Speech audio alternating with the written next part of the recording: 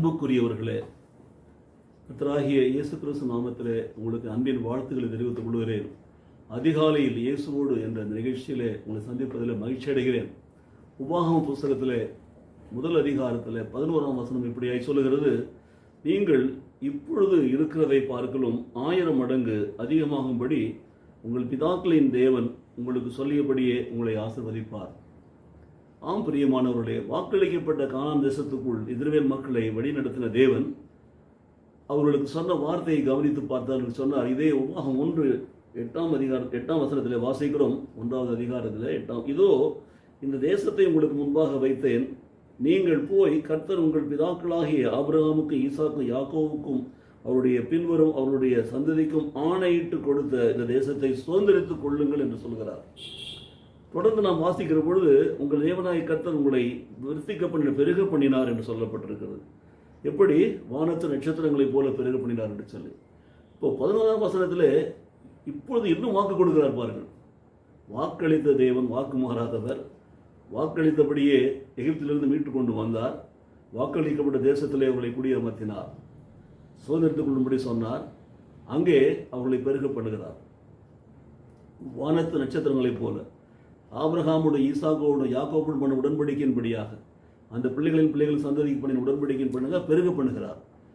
12 மாத்திரமில்லாமல் மறுபடியும் சொல்லுகிறார், நீங்கள் இப்பொழுது இருக்கிறதை பார்க்கலும் 1000 மடங்கு அதிகமாகும்படி உங்கள் தேவனாய் கர்த்தர் உங்களுக்கு சொல்லியபடியே உங்களை ஆசீர்வதிப்பார் என்று சொல்லி. எனக்கு பிரியமான தேவஜனமே, கர்த்தரை தேடுகிற பிள்ளைகளாய் நாம் கர்த்தருக்கு பிரியமான காரியங்களை செய்து கர்த்தருடைய பார்வையிலே செம்மையானவைகளை செய்து கர்த்தருக்கு பிரியமாய் நடக்கிற பொழுது பாருங்கள், அவர் நம்மை ஆசீர்வதிக்கிறார். அவர் சொன்னபடியே கொடுத்த வாக்கு தத்தத்தின்படியே நம்மை ஆசீர்வதிக்கிறார். மாத்திரமல்ல, இன்னும் அதிகமாய் ஆசீர்வதிக்கிறார் என்று சொல்லப்பட்டிருக்கிறது. இன்னும் அதிகமாய் 1000 மடங்கு. இந்த 1000 மடங்கு என்கிற பொழுது எண்ணிக்கையில் மாத்திரம் கிடையாது. மற்ற எல்லா சுகத்திலும் பலத்திலும் ஐஸ்வர்யத்திலும் செல்வத்திலும் மன மகிழ்ச்சியிலும் கர்த்தர் அப்படிப்பட்டதான காரியங்களை கொடுப்பார் என்று சொல்லப்பட்டிருக்கிறது. ஆகவே கர்த்தருக்கு பிரியமான பிள்ளைகளாய் வாழ நாம் ஒப்புக் கொடுப்போம். நம்முடைய முற்பிதாக்களோடு செய்த உடன்படிக்கையை அவர் நிறைவேற்றி கொண்டு வருகிற தேவன் இன்றைக்கும் நம்முடைய வாழ்க்கையை நிறைவேற்ற வல்லவராய் இருக்கிறார். ஆக அவருக்கு பிரியமான ஒரு வாழ்க்கை வாழ்கிற பொழுது நாம் வாக்களிக்கப்பட்ட தேசத்தை சுதந்திரித்துக் கொள்வோம். நமக்கு வாக்களிக்கப்பட்டிருக்கிறது பரலோக கானான்.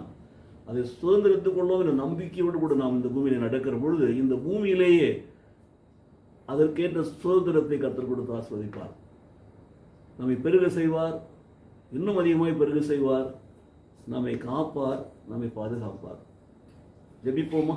எங்களை நேசிக்கிற நல்ல பிதாவே, நீங்கள் இப்பொழுது இருக்கிறதை பார்க்கலாம் 1000 மடங்கு அதிகமாகும்படி உங்கள் தேவனாய் கர்த்தர் உங்களுக்கு சொல்லியபடி உங்களுக்கு ஆசீர்வதிப்பார் என்ற அந்த வசனத்தின்படியாய் கர்த்தர் எங்களை ஆசீர்வதிப்பதற்காக நன்றி செலுத்துகிறோம்.